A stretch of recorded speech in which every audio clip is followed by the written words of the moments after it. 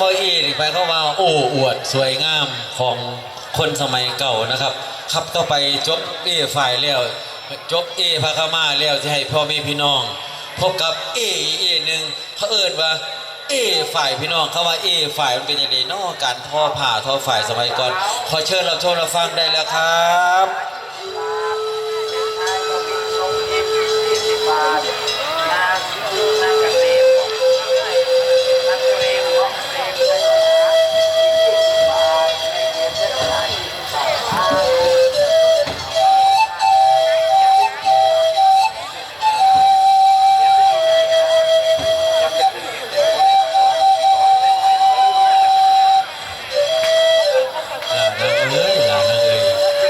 จบจากนองงามจากนองไผเดนอกปันล้มสั่นคอรอจำบักไอตาใส่บ่เหลียวมองเนี่ยบ่น้อพี่น้องเอ้ย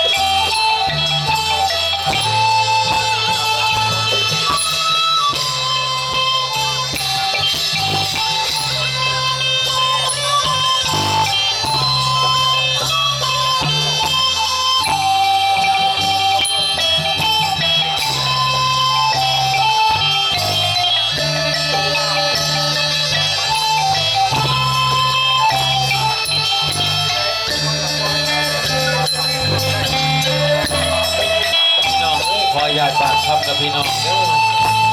โบราณพญาใหญ่พญาใหญ่เป็นว่าสี่ได้พี่น้องเลยใจยิ่งดีคือหามาแม่เพิ่นว่า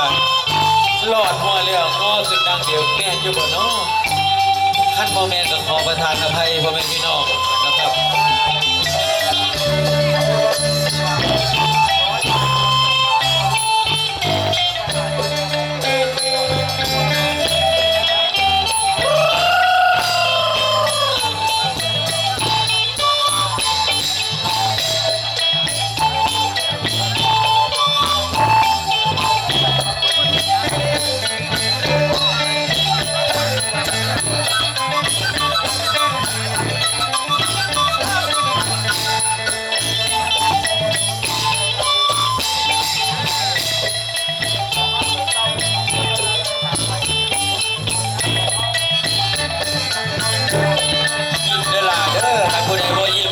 บอกให้รางวัลเลยแล้วต้องยิ้มสวยๆยิ้มเท่านั้น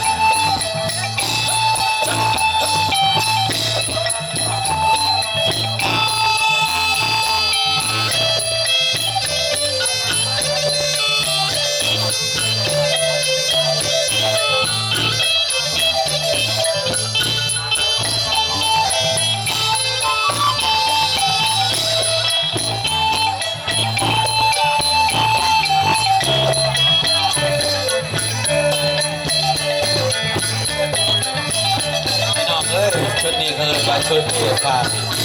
เป็นการทอฝ่ายโมเมนตัมหูทำไมพี่น้องเขาเป็นการ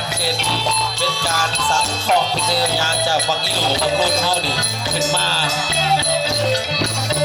เมื่อสมัยก่อนแช่กันพี่น้องทำว่าที่คือว่าโอ่ง